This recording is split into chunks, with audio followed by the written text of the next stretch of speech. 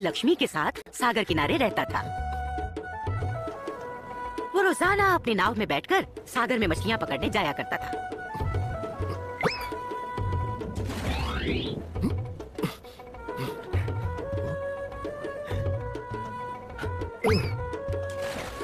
और अपने छोटे से जाल में जितनी मछलियाँ आ सकती थी उन्हें पकड़ लिया करता था, जो कि उसकी रोजमर्रा की जिंदगी के लिए काफी होती थी।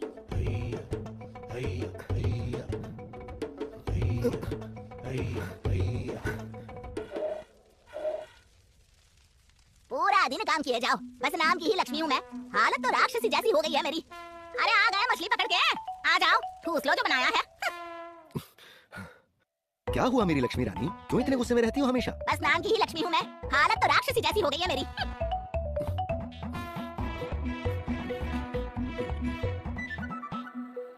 न जाने क्या सोच के मेरे माँ बाप ने तुमसे शादी करा दी। पूरा दिन काम करो और रात को ठीक से सो भी ना पाओ। बस नाम की लक्ष्मी हूँ मैं, हालत तो राक्षसी जैसी हो गई है मेरी। किस्मत ने सबके लिए कुछ न कुछ सोचा होता है लक्ष्मी। शुक्र करो कि हमारे पास रहने को छत है, पहनने को कपड़ा है, खाने को रोटी है। हमें उसका शुक्रिया अदा करना चाहिए।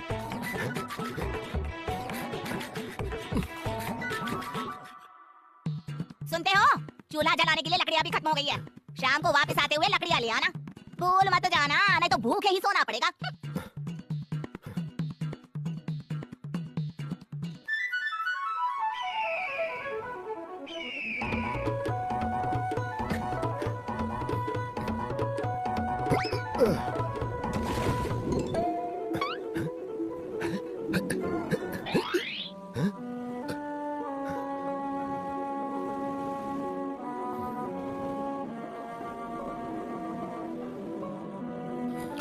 तुम बोल सकती हो? हाँ हाँ, और मुझ में जादुई शक्ति भी है। तुम जो कहोगे मैं तुम्हें दूंगी, पर मुझे जाने दो। बेचारी कितनी दुखी लग रही है। मैं इसे ले न जाऊं इसलिए झूठ भी बोल रही है कि जादुई है। मैंने आज तक कभी तुम्हारे जैसी सुनहरी मछली, वो भी बोलने वाली, नहीं देखी थी। तुम खास हो, तुम्हें ले जाना, बेचना या खाना सही नहीं होगा। तुम अपने घर जाओ, अपने परिवार के पास। लो, अब तुम आजाद हो सुनहरी मछली।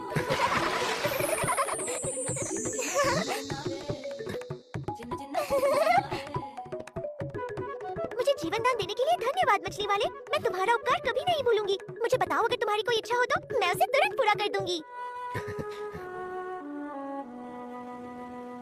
तुम बहुत भले हो मछली वाले। मैं समझ गई तुम्हें कुछ नहीं चाहिए, पर अगर तुम्हें कभी भी कुछ भी चाहिए हो तो समंदर किनारे आकर बोलना। ओ नन्ही सुनहरी मछली, ओ जल की रानी, आ जाओ जल स्तर पर, सुन लो मेरी कहानी, और मैं आ जाऊंगी, तुम्हारी इच्छा पूरी कर जाऊंगी। सुनते हो, चूल्हा जलाने के लिए लकड़ियाँ भी खत्म हो गई है। शाम को वापस आते हुए लकड़ियाँ ले आना, भूल मत जाना, नहीं तो भूखे ही सोना पड़ेगा। लक्ष्मी को खाना बनाने के लिए लकड़ियाँ चाहिए। जाओ, ऐसा ही होगा, घर पर मिलेंगी लकड़ियाँ। घर लौटता हुआ सूरज इसी सोच में पड़ा था कि क्या सचमुच वो सुनहरी मछली अपना वचन निभा पाएगी। वो परेशान था कि अगर मछली ने अपना वचन नहीं निभाया तो पहले तो लक्ष्मी कभी उसकी बात पर विश्वास ही नहीं करेगी, और दूसरा वो उसके ऊपर बहुत चिल्लाएगी। हाँ, आज का दिन ही बहुत खराब था। उसे शायद लौटते हुए लकड़ियाँ ले ही लेनी चाहिए थी। यही सब सोचते सोचते सूरज घर के पास आ गया। लेकिन जैसे ही घर पे उसकी नजर पड़ती है, वो देखता है कि घर के ठीक सामने लकड़ियों का अंबार लगा हुआ है। पहले तो उसे विश्वास ही नहीं होता, फिर वो खुशी के मारे नाचने ही लगता है। हाँ? अरे ये तो कमाल हो गया। ओह, सचमुच लकड़ियाँ यहाँ हैं। लक्ष्मी, लक्ष्मी, इधर आओ, देखो कितनी सारी लकड़ियाँ हैं यहाँ। ओ लक्ष्मी! क्या हुआ? बेसुरे गधे की तरह क्यों चिल्ला रहे हो? अरे ये देखो लक्ष्मी रानी, इतनी सारी लकड़ियाँ। तो क्या हुआ? पहली बार तो लकड़ियाँ नहीं लाए हो ना? हाँ बस थोड़ी ज्यादा है। मेरी बात सुनो और जो मैं कहूँ उस पर विश्वास करना। आज मेरे जाल में एक सुनहरी मछली फंस गई थी, इंसानों की तरह बात करने वाली मछली। उसने मुझसे कहा अगर मैं उसे जाने दूंगा तो वो मेरी कोई भी इच्छा पूरी कर देगी। मैंने उसे जाने दिया और उसने मुझसे इच्छा पूछी। मुझे याद आया कि तुमने खाना पकाने के लिए लकड़ियाँ लाने को कहा था, तो मेरे मुंह से वही निकल गया। उसने कहा जाओ, ऐसा ही होगा। और ये देखो कितनी सारी लकड़ियाँ हमारे घर प्रकट हो गई। तुमने एक सुनहरी मछली पकड़ी? हाँ। वो भी इंसानों की तरह बोलने वाली? हाँ भाई हाँ। और इच्छाएं भी पूरी करने वाली? हाँ हाँ लक्ष्मी, तेरी कसम। और तुमने उससे मांगी लकड़ियाँ? हाँ, तुमने ही तो कहा था कि अब लकड़ियाँ ले आना, तो मैंने लकड़ियाँ मांग ली। अरे मूर्ख मछली मार, लकड़ियों से क्या पेट भरता है? अगर ये मछली वाली बात सच है तो जाओ, जाकर तुरंत आटे दाल चावल की बोरियां मांगो, कुछ खाने को मांगो। जाओ, इससे पहले कि वो मछली गायब हो जाए, जाओ। अच्छा अच्छा अच्छा।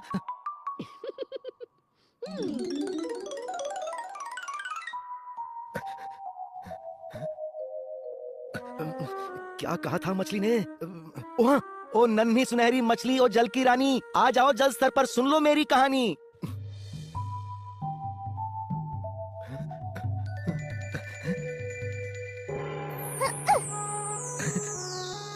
ओ नन्ही सुनहरी मछली, मेरी पत्नी तुम्हारी दी हुई लकड़ियों से खुश नहीं है। उसने कहा है कि उसे खाने का सामान भी चाहिए, दाल, आटा, चावल वगैरह। जाओ, ऐसा ही होगा, घर पर मिलेगा खाना।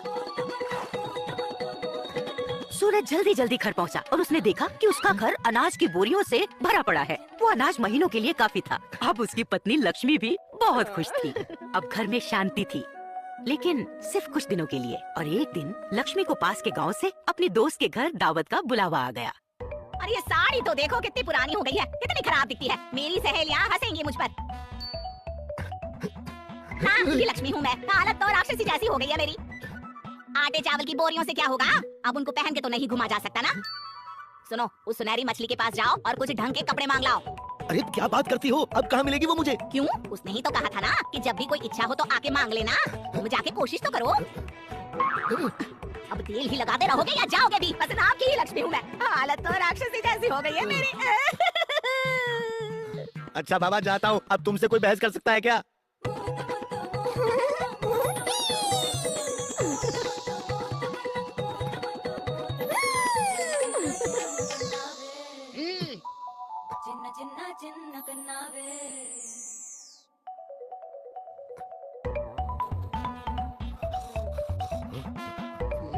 अजी सुनते हो? क्या? कौन? कहाँ? अरे मैं हूँ। मैं सोच रही थी क्या लाभ इन लकड़ियों का, पेट भर भोजन का, इन सुंदर कपड़ों का, जब हम ढंग से अपने घर में सो भी ना पाए। अरे कम से कम एक आलीशान घर तो होना ही चाहिए। जाओ उस मछली के पास और उसे कहो कि हमें एक सुंदर घर चाहिए। अब बस करो लक्ष्मी, अब मुझसे ये नहीं होगा। अरे क्यों नहीं होगा? तुम्हें सुनहरा मौका मिला है और तुम उसे गंवा रहे हो। सुनते हो या सोने का अभिनय कर रहे हो? हाँ? बस नाम की ही लक्ष्मी हूँ मैं। हालत तो मेरी राक्षसी जैसी हो गई है। तो क्या अभी चला जाऊं रात को? हाँ, अभी ही चले जाओ तो रातों रात हमारा घर हवेली में बदल जाएगा। अरे मजा आ जाएगा।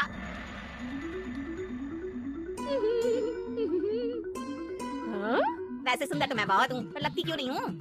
ये रेशम की साड़ी भी बहुत अच्छी लगती है मुझ पर, लेकिन कुछ कमी है।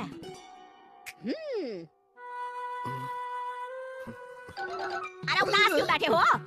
सब मुफ्त में, बिना मेहनत किए मिल जाए तो कुछ करने का मन ही नहीं करता। तो उदास ना बैठा रहूं तो क्या करूं? मैं बताती हूँ तुम्हें काम। तुरंत उस मछली के पास जाओ और उसे कहो कि सोने चांदी के गहने नहीं है मेरे पास। बस नाम की लक्ष्मी हूँ मैं। हालत तो मेरी। बस बस बहुत हो गया लक्ष्मी, अब मैं कभी उसके पास कुछ मांगने नहीं जाऊंगा। अरे बस आखिरी बार मांग रहे हैं, फिर कभी नहीं मांगेंगे। आखिरी बार? और क्या, गहने मिल जाए तो फिर और हमें चाहिए ही क्या। और हाँ, उसे कहना हार में हीरे जड़े होने चाहिए, नाम लिखा होगा तो अच्छा रहेगा। अब जाओ जाओ जाओ जल्दी जाओ।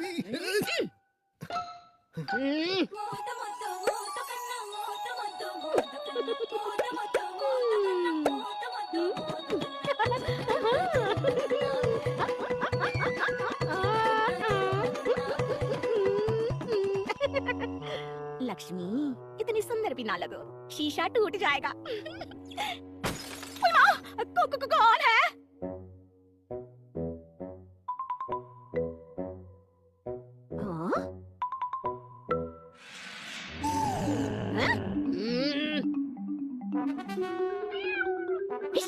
अरे भाग कलूटी बिल्ली।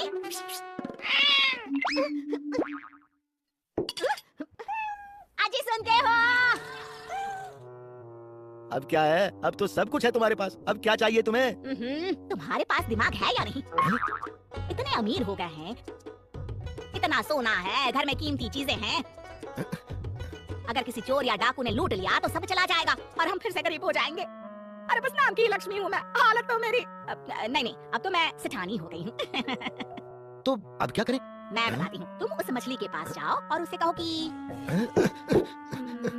कि वो मेरे लिए कोई ऐसा पहरेदार बनाए जो लंबा चौड़ा हो, बहुत खतरनाक हो, इतना डरावना हो कि जिसे देखते ही लोग डर के भागे।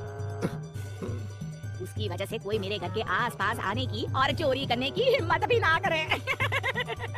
पर लक्ष्मी, ये हमारी सुरक्षा का सवाल है जी, ये तो तुम्हें मांगना ही पड़ेगा ना। जाओ, ये सेठानी का हुक्म है। इसका लालच तो बढ़ता ही जा रहा है। ठीक है, जाता हूँ, पर इस बार सच में आखिरी बार।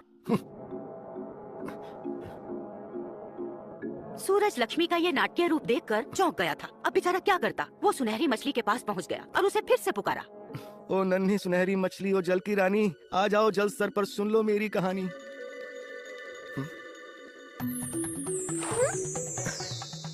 क्या हुआ सूरज, अब क्या चाहिए? ओ नन्ही सुनहरी मछली, मैं नहीं आना चाहता था, पर मेरी पत्नी मुझे बार बार जबरदस्ती भेजती है। और ये शायद आखिरी बार है। मैं अपना घर बदल रही हूँ, यहाँ से दूर जा रही हूँ। तो बताओ, अब तुम्हारी पत्नी को क्या चाहिए? मेरी पत्नी ने कहा है कि तुम उसके लिए कोई ऐसा पहरेदार बना दो जो लंबा चौड़ा हो, बहुत खतरनाक हो, इतना डरावना हो कि जिसे देखते ही लोग डर के भागे। उसकी वजह से कोई घर के आसपास आने की और चोरी करने की हिम्मत भी ना करे।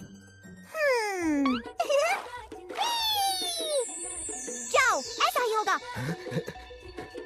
तुम्हें घर पर ही मिलेगा एक ऐसा पहरेदार जो लंबा, चौड़ा, डरावना और खतरनाक होगा।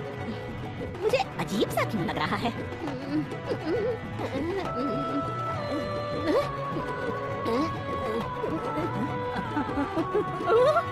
वो बहुत खतरनाक होगा। इतना डरावना कि जिसे देखते ही लोग डर कर भाग जाएंगे। उसकी वजह से कोई तुम्हारे घर के आसपास आने की और चोरी करने की हिम्मत भी नहीं करेगा। जाओ सूरज, अलविदा। उसके बाद जानते हो क्या हुआ? जब बेचारा सूरज घर पहुंचा तो उसके तो होश ही उड़ गए। ये कैसी आवाज है? लक्ष्मी, लक्ष्मी!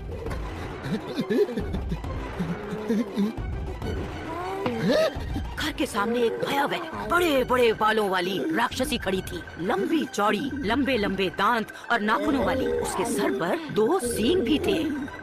राक्षसी भागा!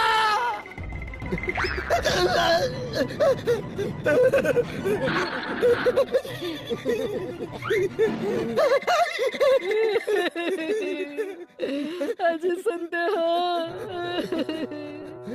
लक्ष्मी, बस नाम की लक्ष्मी रह गई मैं। हालत तो मेरी सच में राक्षसी जैसी हो गई है। ये तुम्हारे साथ कैसे? तुम्हारी सुनहरी मछली ने मेरे साथ धोखा किया। उसने मुझे सचमुच में एक राक्षसी बना दिया ताकि मेरे डर से कोई भी घर के आसपास ना आए। जाओ, जल्दी जाओ उस सुनहरी मछली के पास। यहाँ मत खड़े रहो। उसे कहना मुझे वापस पहले जैसा बना दे। अरे चाहे भले जो भी दिया है वो सब वापस ले ले। अरे जल्दी जाओ ना। सूरज सागर की तरफ भागा और वहाँ जाकर बार बार उसने सुनहरी मछली को पुकारा। ओ नन्ही सुनहरी मछली, ओ जल की रानी, आ जाओ जल स्तर पर, सुन लो मेरी कहानी। पर वो नहीं आई।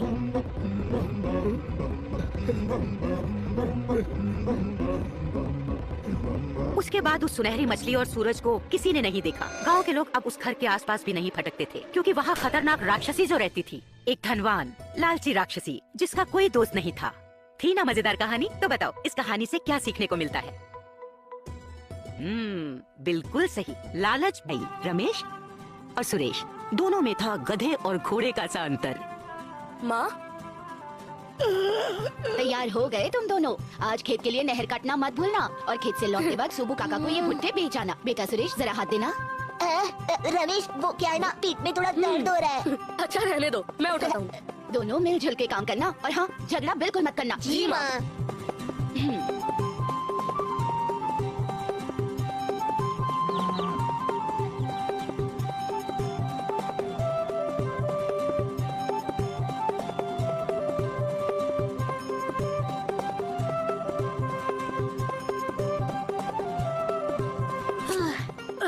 तो काम पर लग जाए। हाँ हाँ, तुम चलो, मैं आता हूँ। ठीक है। पहले अपनी नींद तो पूरी कर लो। तो बस आलसी सुरेश फिर अपना काम टालकर सो गया, पर रमेश मेहनती था। उसने नहर काटना शुरू कर दिया। देखा बच्चों, है ना रमेश और सुरेश में घोड़े और गधे जैसा फर्क। एक तरफ रमेश मेहनत कर रहा है और दूसरी तरफ सुरेश घोड़े बेचकर सो रहा है।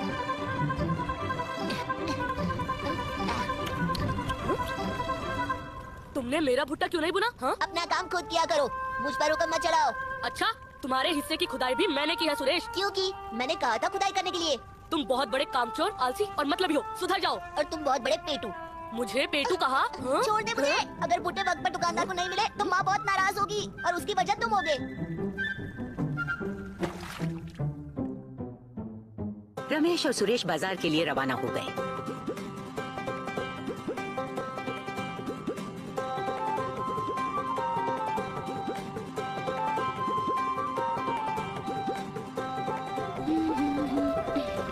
आ गए तुम लोग। चलो हाथ पैर धो लो और बैठ जाओ। हाँ।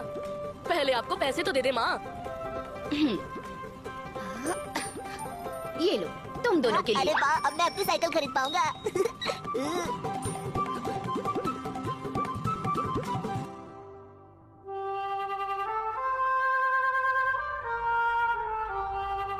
गरीब की मदद करो। ये लीजिए बाबा, मेरी गुल्लक का पैसा आप रख लीजिए। रमेश बेटा, तुम हमेशा मुझे अपने पैसे दे देते हो, ऊपर वाला तुम्हें। सदा बेवकूफ रखे। हाँ? माँ देखो, रमेश फिर से बूढ़े को अपने पैसे दे रहा है। सुरेश, बड़ों को ऐसे नहीं कहते। आप जाइए बाबा, ये तो ऐसे ही बोलता है। अरे हाँ? पैसे तो वापस दे जाओ बुढ़ाओ, अब जाओ। सुरेश, ये तो हद है, वो मेरा पैसा है, मैं जो चाहे करूँ। अब वो मेरा पैसा हो गया। ज्ञानी चाचा यही सुझाए, जो पाए वो ले जाए। ना लालच अच्छा नहीं है सुरेश, लाओ मेरा पैसा। नहीं दूंगा। रमेश, सुरेश, ये क्या रोज रोज की लड़ाई है? मैं तुम दोनों से परेशान हो गई हूँ। दो मेरा पैसा। नहीं दूंगा।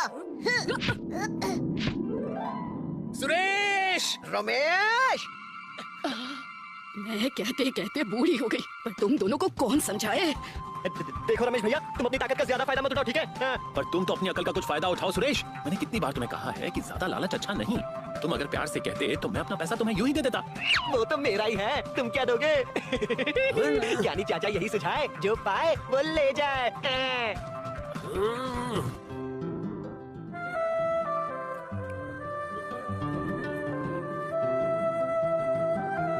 माँ, कल मैं शहर जाकर कोई अच्छा काम ढूंढूंगा। यहाँ गांव में कब तक छोटे मोटे काम करूंगा? तुम जाओगे तो मैं भी शहर जाऊंगा, मैं भी अच्छा काम करूंगा, पैसे कमाऊंगा। हाँ हाँ, दोनों चले जाना, पर बस अब इस बात पर लड़ाई मत शुरू कर देना। अभी चुपचाप खाना खाओ, चलो। अरे बस माँ, पता तो है मैं 2 ही रोटियां खाता हूँ, रमेश भैया की तरह भैंस थोड़ी हूँ। सुरेश। अगले दिन जब रमेश और सुरेश शहर के लिए निकले तो माँ ने दोनों को खाने का एक एक डब्बा दिया। लो बेटा, ये तुम्हारे अलग अलग खाने के डब्बे। लंबा जंगल पार करके शहर जाना होगा, रास्ते में भूख लगेगी तो खा लेना। अच्छा माँ।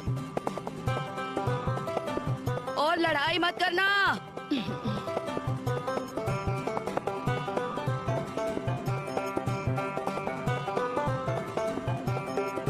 मैंने कहा था शाम को घर से निकलेंगे, पर नहीं, तुमको तो दिन में निकलना था। अब देखो कितनी गर्मी लग रही है, मेरी मानोगे तो छोटे बन जाओगे ना। अरे शाम को निकलते तो जंगल में ही रात हो जाती। गर्मी झेलना जंगली जानवरों को झेलने से कहीं ज्यादा अच्छा है। ये लो पसीना पोंछ लो। अब ये गमछा मेरा। ज्ञानी चाचा यही सुझाए, जो पाए वो ले जाए। इतनी आसानी से तुम्हें मैं अपना गमछा नहीं लेने दूंगा।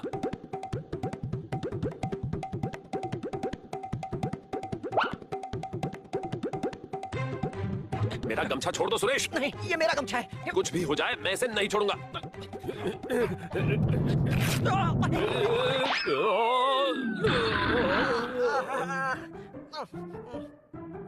लो, ये फटा हुआ गमछा तुम ही रखो। अब ये मेरे किसी काम का नहीं।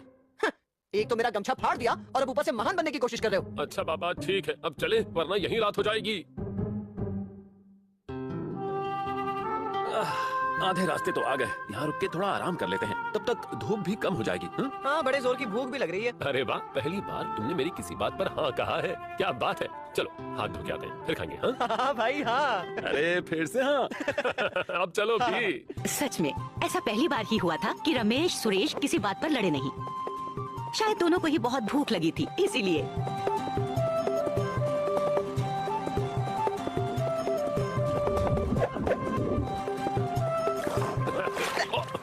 मुझ पे पानी फेंका? ये लो, मैं तुम्हारे सारे कपड़े गीले कर दूंगा।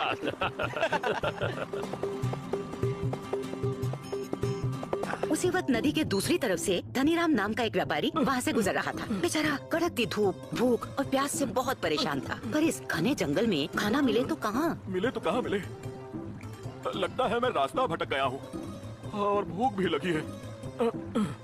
उस ओर जाता हूँ, शायद कोई मिल जाए।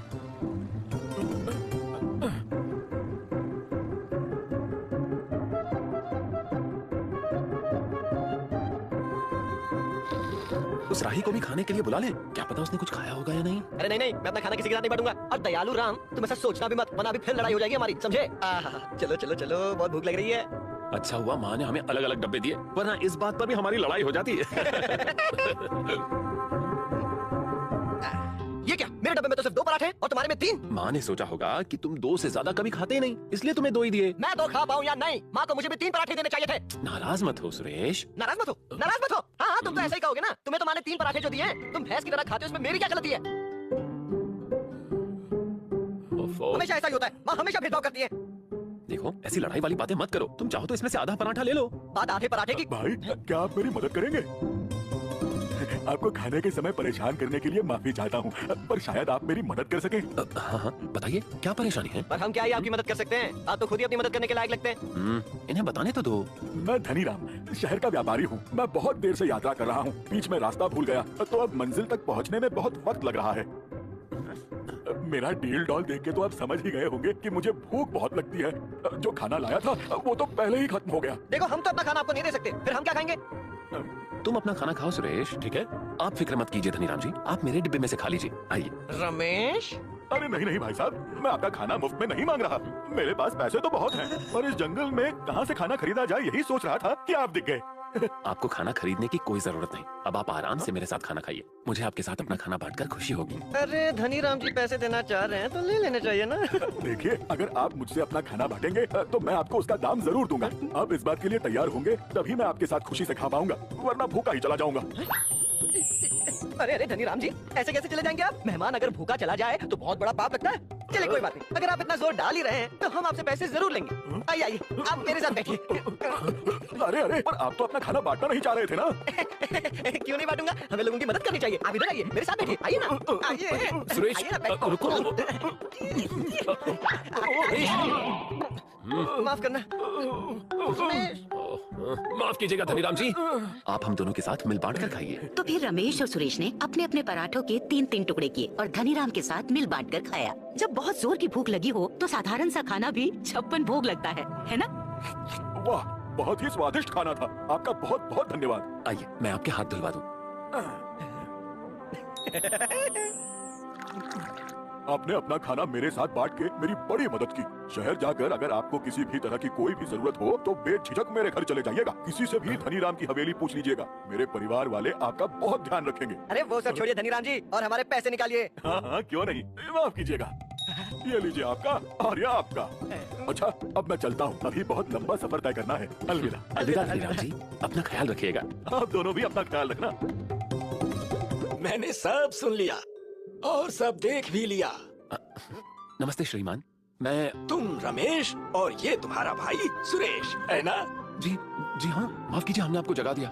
जाग तो मैं बहुत देर से रहा हूँ। तुम मुझे खाना खाने के लिए बुलाना चाहते थे ना? सुनिए, क्या आपके पास तुम्हारे सिक्के का छुट्टा है, यही पूछना चाह रहे हो ना? मेरे पास छुट्टा तो नहीं है, पर मैं तुम्हें ये जरूर बता सकता हूँ कि तुम्हें 3 सिक्के नहीं मिलने चाहिए। एकदम सही कहा, मैं भी यही कह रहा था। इसको 3 सिक्के नहीं मिलने चाहिए। आप बहुत ज्ञानी हैं। अगर तुम चाहो तो मैं बिल्कुल सही सही गिनती करके बता सकता हूँ कि किसको कितने सिक्के मिलने चाहिए। बताऊँ? हाँ, आप ही बताइए। मैं बता तो दूंगा, पर मेरी एक शर्त है। क्या शर्त? तुम्हें मेरी बात माननी पड़ेगी। कोई सवाल नहीं, कोई लड़ाई नहीं। मंजूर? जी, हमें मंजूर है। तो लाओ, मुझे धनीराम के दिए सिक्के दो और मेरे पास बैठ जाओ। ज्ञानी चाचा करता न्याय, जिसका पैसा वो ही पाए। ये ज्ञानी चाचा है क्या? हाँ, लगते तो वही हैं। अब तुम दोनों ध्यान से मेरी बात सुनो। रमेश, तुम्हारे पास थे 3 पराठे और सुरेश, तुम्हारे पास थे 2 पराठे। कुल मिला के दोनों के पास 5 पराठे। ठीक? बिल्कुल ठीक। जब धनीराम तुम्हारे साथ खाने बैठा तो तुम 3 लोग हो गए। ठीक? बिल्कुल ठीक। तुम दोनों ने अपने हर पराठे को 3 टुकड़ों में बांटा। 5 पराठों के 3-3 टुकड़े किए, तो कुल मिला के हो गए 15 टुकड़े।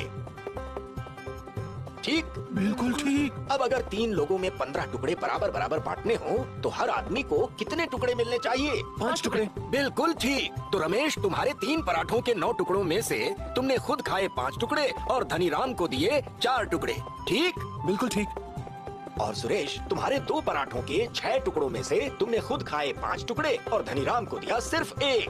ठीक? ठीक। तो इस तरह धनीराम को रमेश ने 4 टुकड़े दिए और तुमने सिर्फ 1। तो धनीराम के दिए 5 सिक्कों में से 4 सिक्के मिलने चाहिए रमेश को, जिसने उसे 4 पराठे के टुकड़े दिए। और सुरेश, तुम्हें मिलना चाहिए 1 सिक्का, क्योंकि तुमने उसे 1 ही टुकड़ा दिया। ये हुआ सही बंटवारा। अब मैं चलता हूँ। तुम दोनों अपना ख्याल रखना और हाँ, झगड़ा कभी मत करना। De hoorn aan de waskous, pip pip pip, pip pip pip, pip pip pip. De hoorn aan de waskous, pip pip pip. All through the town, the people on the bus go up and down, up and down, up and down. The people on the bus go up and down, all through the town.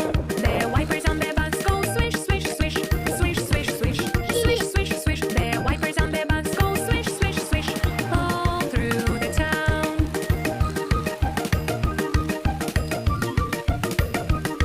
The signals on the bus go blink, blink, blink, blink, blink, blink, blink, blink, blink. The signals on the bus go blink, blink, blink, all through the town.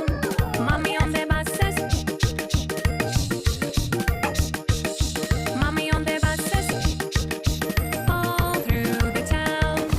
Daddy on the bus says I love you, I love you, I love you. Daddy on the bus says I love you, all through the town.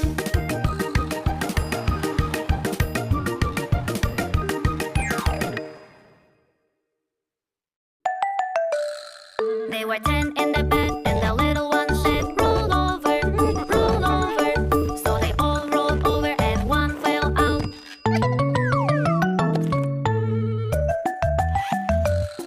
There were 9 in the bed, and the little one said, roll over, roll over. So they all rolled over, and one fell out.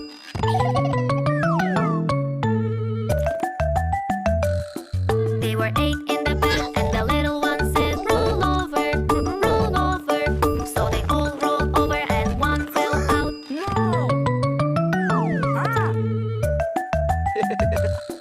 They were 7 in the bed, and the little one said, roll over, roll over. So they all rolled over, and one fell out.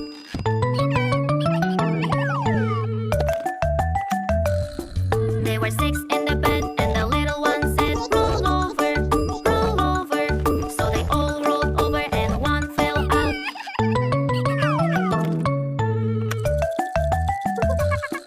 They were 5 in the bed, and the little one said, roll over, roll over. So they all rolled over, and one fell out. Wow. They were 4 in the bed, and the little one said, roll over, roll over. So they all rolled over, and one fell out.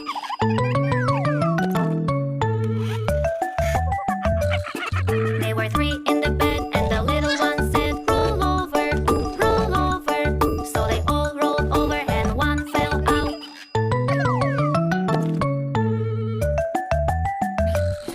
They were 2 in the bed, and the little one said, roll over, roll over. So they all rolled over, and one fell out.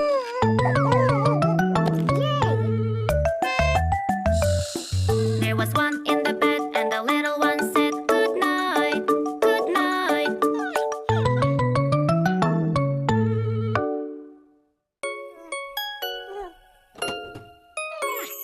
Twinkle, twinkle, little star, how I wonder what you are. Up above the world so high, like a diamond in the sky. Twinkle, twinkle, little star, how I wonder what you are. Twinkle, twinkle, little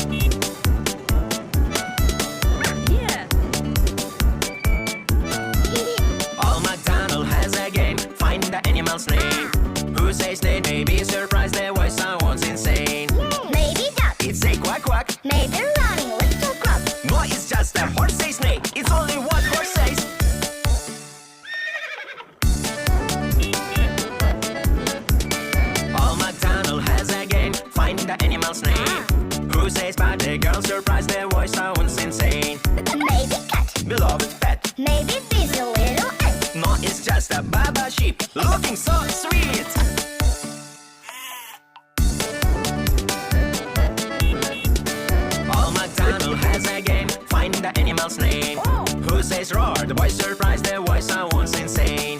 Maybe chick, On the stick, maybe mouse, squeak, squeak, squeak. no, it's just a tiger's roar. Quickly shut the door.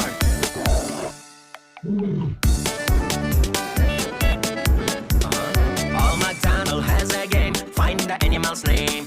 Who says smoothie? That surprise, their voice sounds insane. Maybe snake on the rake. Maybe camel near the lake. It is just a cow says moo. Yes, I know it too.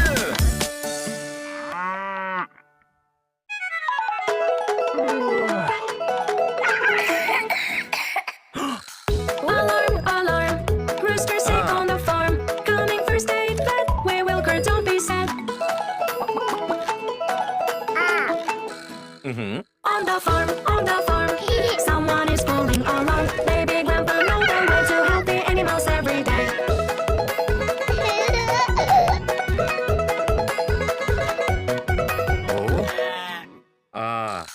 Alarm, alarm, sheep sick on the farm. Coming first aid vet, we will cure, don't be sad.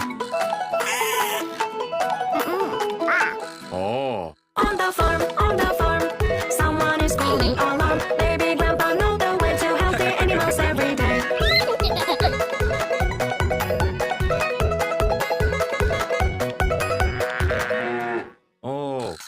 Alarm, alarm, cow sick on the farm. Coming first aid vet, we will cure, don't be sad. On the farm, someone is calling alarm. Baby grandpa know the way to help the animals every day.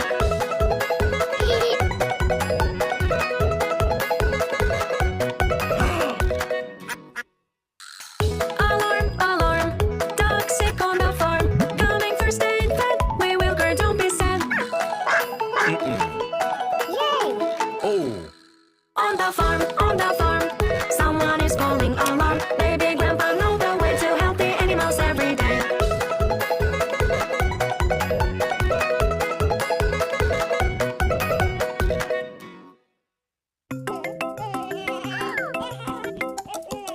My baby, please don't cry. I'll take care of you, I will try. You are my honey, and you are my son. Let's play together and have some fun. My baby, my darling, I'm with you. You're so sad and I am too. Please stop crying and play with me. All together like we used to be. My baby, please don't cry. I'll take care of you, I will try. You are my honey, and you are my son. Let's play together and have some fun. My baby, my darling, I'm with you. You're so sad and I am too. Please stop crying and play with me. All together like we used to be. My baby, please don't cry. I'll take care of you, I will try. You are my honey and you are my son. Let's play together and have some fun. My baby, my darling, I'm with you. You're so sad and I am too. Please stop crying and play with me. All together like we used to be. My baby, please don't cry. I'll take care of you, I will try. You are my honey and you are my son. Let's play together and have some fun. My baby, my darling, I'm with you. You're so sad and I am too. Please stop crying and play with me. All together like we used to be.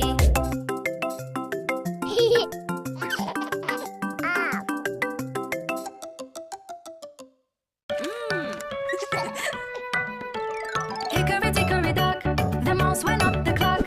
The clock struck one, the mouse went down. Hickory dickory dock, tick tock, tick tock, tick tock, tick tock. A snail. Hickory dickory dock, the snail went up the clock. The clock struck two, the snail went down. Hickory dickory dock, tick tock, tick tock, tick tock, tick tock. A penguin. Hickory dickory dock, the penguin went up the clock. The clock struck three, the penguin went down. Hickory dickory dock, tick tock, tick tock, tick tock, tick tock. A duck. Hickory dickory dock, the duck went up the clock. The clock struck four,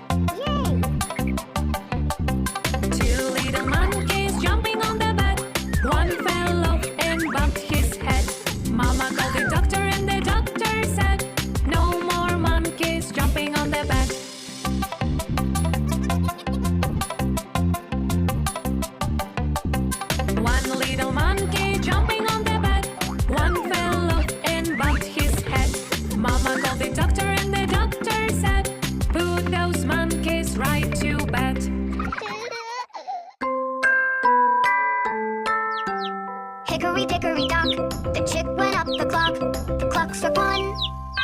The chick went down. Hickory dickory dock, tick tock, tick tock, tick tock, tick tock. A crab. Hickory dickory dock, the crab went up the clock. The clock struck 2. The crab went down. Hickory dickory dock, tick tock, tick tock, tick tock, tick tock. A snake. Hickory dickory dock, the snake went up the clock.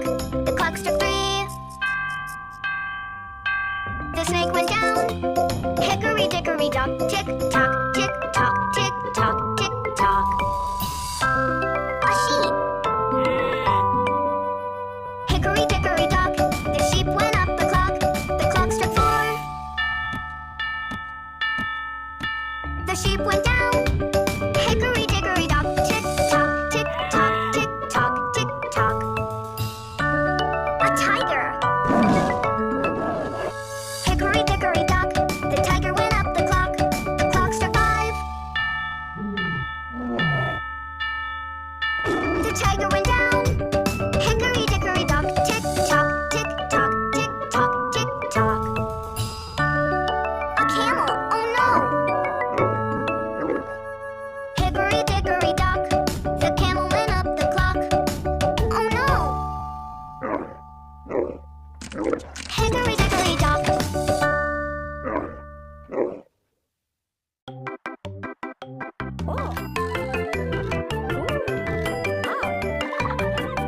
Humpty Dumpty sat on the wall. Humpty Dumpty had a great fall. All the king's horses and all the king's men couldn't put Humpty together again.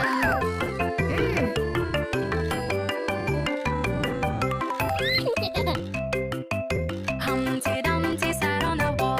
Humpty Dumpty had a great fall. All the king's horses and all the king's men couldn't put Humpty together again.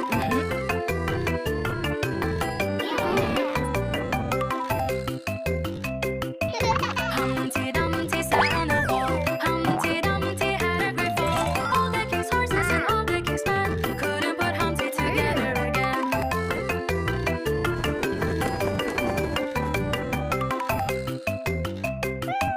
Humpty Dumpty sat on the wall. Humpty Dumpty had a great fall. All the king's horses and all the king's men couldn't put Humpty together again.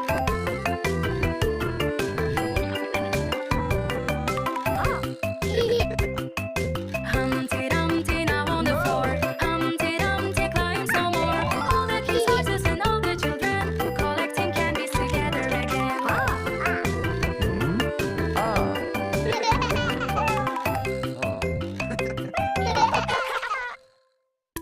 Aha.